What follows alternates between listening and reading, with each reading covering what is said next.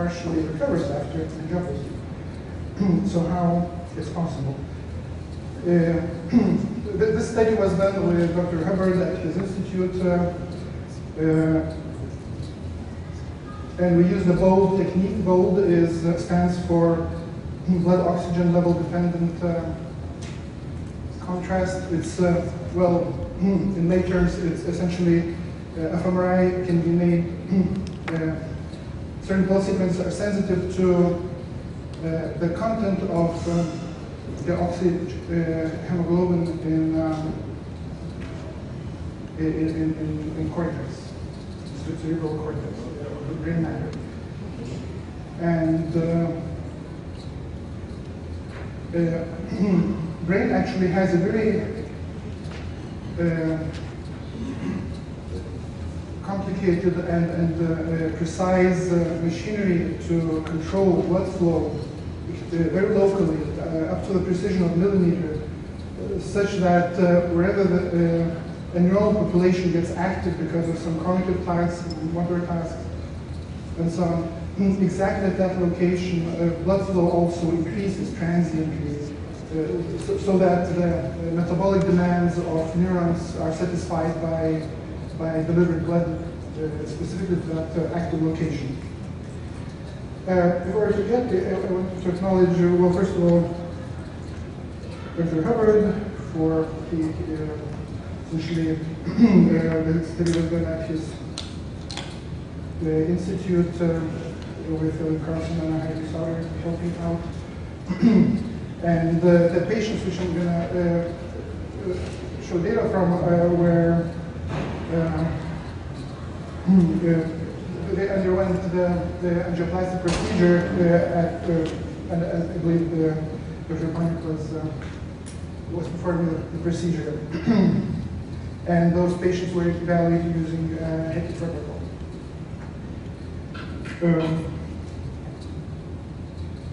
So everybody's been now familiar with the posterior, of course.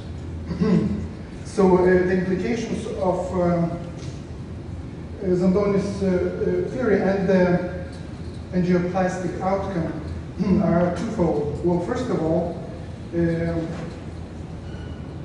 it's a procedure which changes venous blood outflow. And so if we go all the way up to capillaries on the way, we can expect that actually this procedure affects blood flow up to capillaries which are most dense in gray matter. So we could expect that this procedure can affect hemodynamics not just in large veins, but also smaller venules and closer to where neural action occurs. And the second implication is neuronal. Since that procedure seems to change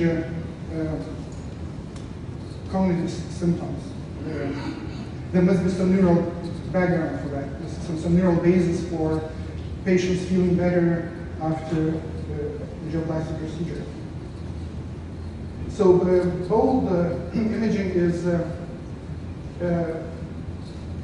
especially suitable for addressing both of these questions because it's a function of both metabolic rate, which directly is linked to neural activity, and also the cerebral blood flow.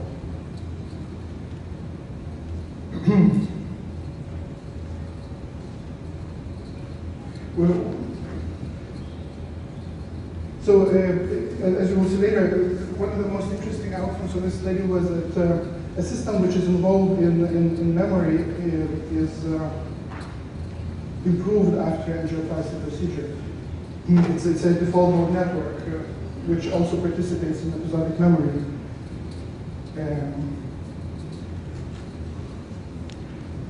And in addition to that,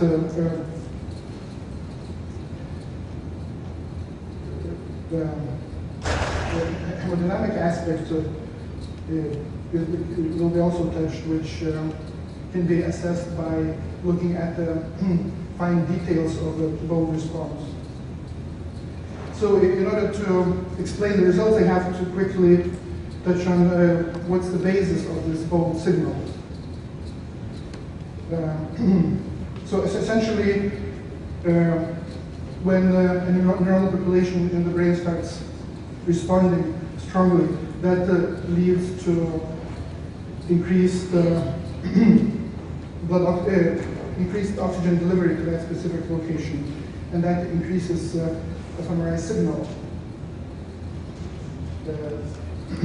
And the parameters which are involved in this process are actually, there are quite a few parameters which determine the actual shape of the hemodynamic response. And probably the most obvious parameters would be the baseline volume of blood in the capillaries, the concentration of the oxyhemoglobin, the rate of the flow, and so on. And the paradoxical and a little bit hard to grasp feature of bold signal is that there are two, it's a push-pull mechanism. Essentially, as the flow increases, more oxygen comes in, and the fMRI signal becomes brighter, stronger. But as neural activity increases and the metabolic rate increases, the oxygen is extracted, and so the hemoglobin increases and the signal goes down. So bold reflects a fine balance between the metabolism and flow. And so here you can see that essentially that's a cascade of events. When a stimulus is presented and neural response is evoked,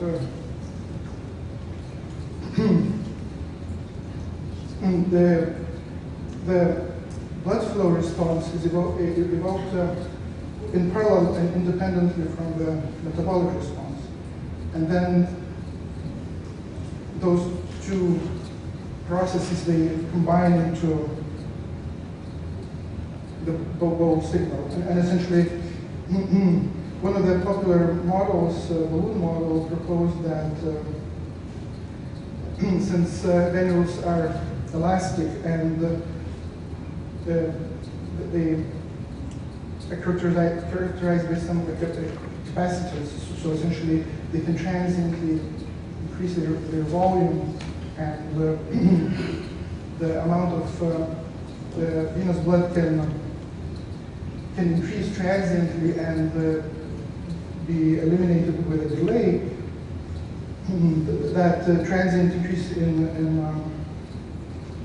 venous blood would result in the center shoot here.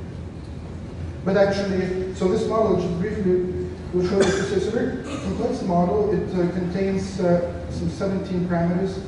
I'm not going to go over them. But the idea is that actually there are many ways to explain every single feature of that characteristic bold response. So the bold response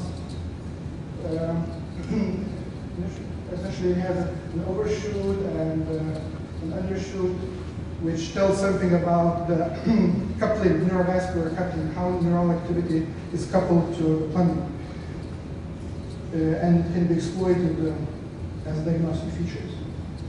But parameters contributing to those are multiple. And in addition, so essentially so the nice thing about bold, blessing and a curse of bold signal is that, so the magnitude of response tells something about the magnitude of neuronal activity. But on the other hand, since it's a combination of many factors, sometimes it's hard to tell whether it's a neuronal contribution or vascular contribution. So we'll perform the following. So our purpose was to see what can be said about neural activity in MS patients and how it changes after angioplasty treatment. And David came up with this in January